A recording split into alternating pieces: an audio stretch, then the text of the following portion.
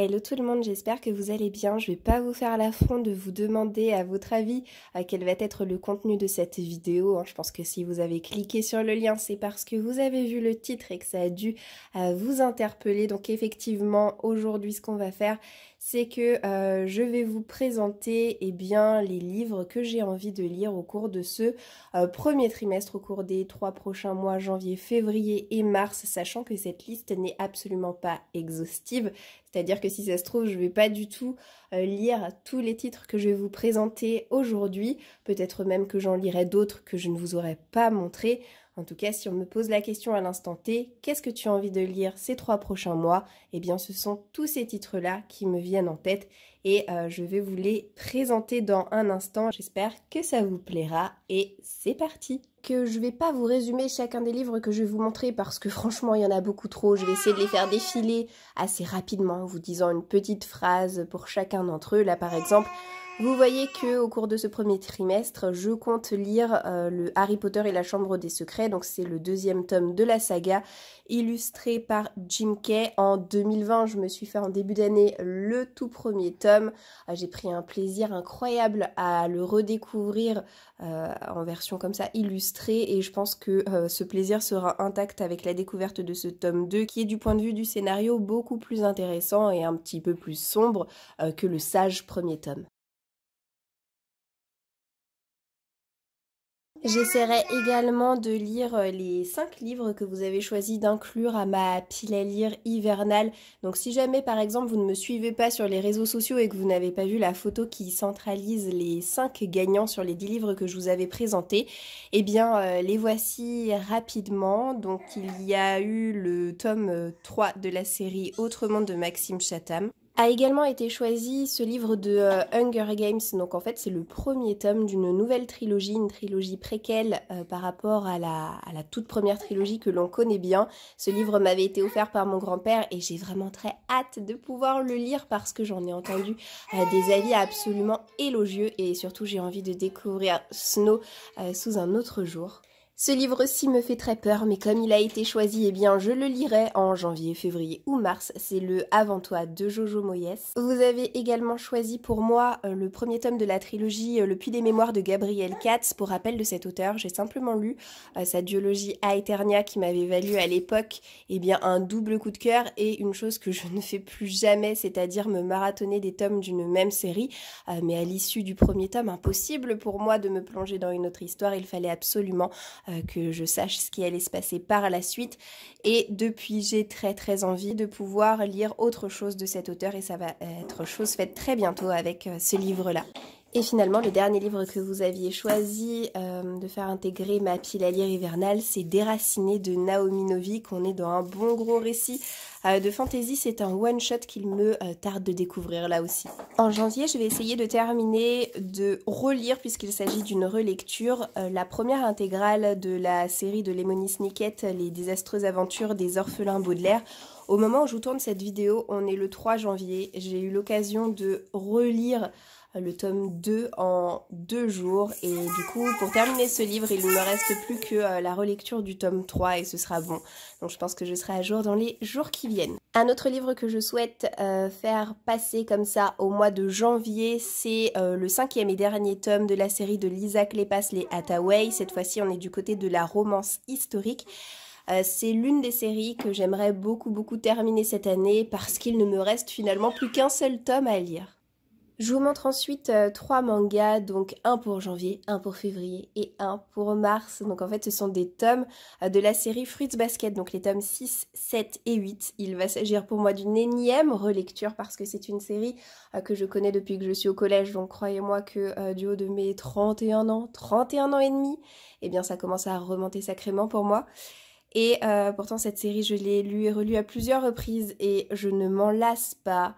J'en ai donc lu 5 tomes en tout en 2020 et là eh bien j'ose espérer que cette année je la terminerai à nouveau. Donc voilà pour ce premier trimestre, 3 tomes de la série Fruits Basket. J'en lis peu mais j'en lis quand même. C'est pour ça que je vous montre Chien de sang qui est un thriller écrit par l'auteur Karine Guibel. Il m'a été prêté par mon grand-père après que je le lui ai offert comme quasiment tous les livres de cet auteur. C'est à mon avis pas son meilleur parce que c'est l'un de ses plus anciens et pour avoir lu quelques livres qu'elle a écrits, eh bien parmi ses premiers, c'est rarement les histoires qui me font le plus vibrer, mais en tout cas je tiens tout particulièrement tout de même à les lire, donc ce livre ne dérogera pas à la règle. Je l'avais vu récemment dans mon book haul du mois de décembre, mais une de mes amies m'a offert le tome 2 de la série de manga Minuscule. Quoi de mieux que l'hiver pour pouvoir se plonger dans cette série-là? Donc c'est ce que je ferai au cours de ce premier trimestre. Je tenterai aussi de terminer la série La Légende des Quatre de Cassandra O'Donnell. J'ai reçu ce roman de la part des éditions Flammarion courant décembre, donc nul doute que je ne laisserai plus traîner très longtemps ce livre dans ma pile à lire. Je pars du côté de l'urban fantasy, j'aimerais également lire le tome 4 de la série La Communauté du Sud, écrit par Charlène Harris. Là aussi, un peu comme pour Fruits Basket, c'est une énième relecture et pas simplement une première relecture. C'est une série que je possède depuis une dizaine d'années maintenant, que je connais bien, que j'ai eu l'occasion de lire et relire à plusieurs reprises et je ne m'en lasse pas. L'année dernière, j'ai relu les 3 premiers tomes et pour cette année, je me suis challengée d'en relire encore au moins 4 minimum de cette saga, comme il y a 4 trimestres.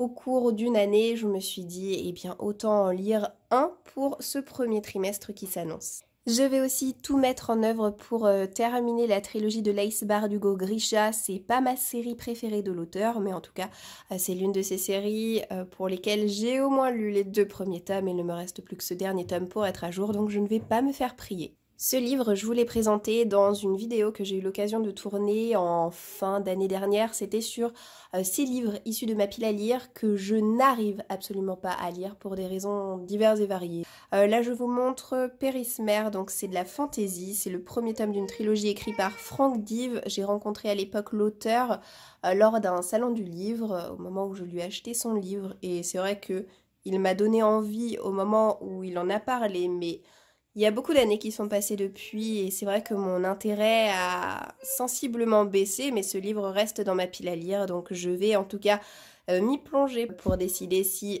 je continuerai avec les autres tomes ou si je m'arrêterai après ce premier. En 2020, je m'étais challengée de relire le premier tome de la trilogie Les Cartographes parce que je l'avais déjà lu une première fois il y a quelques années, mais c'est un récit assez complexe, extrêmement intéressant, très passionnant, très riche, mais complexe, vraiment.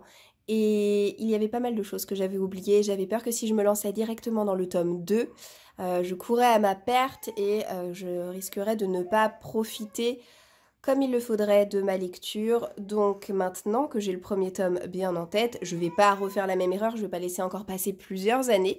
Je souhaiterais au cours de ce premier trimestre lire et découvrir le tome 2 de cette trilogie. Au mois de décembre, j'ai découvert La Plume de Robin Hobb et surtout le premier tome de sa série L'Assassin Royal, un monument en matière de fantasy qui est sorti dans les années 90. Je ne vais pas m'arrêter en si bon chemin.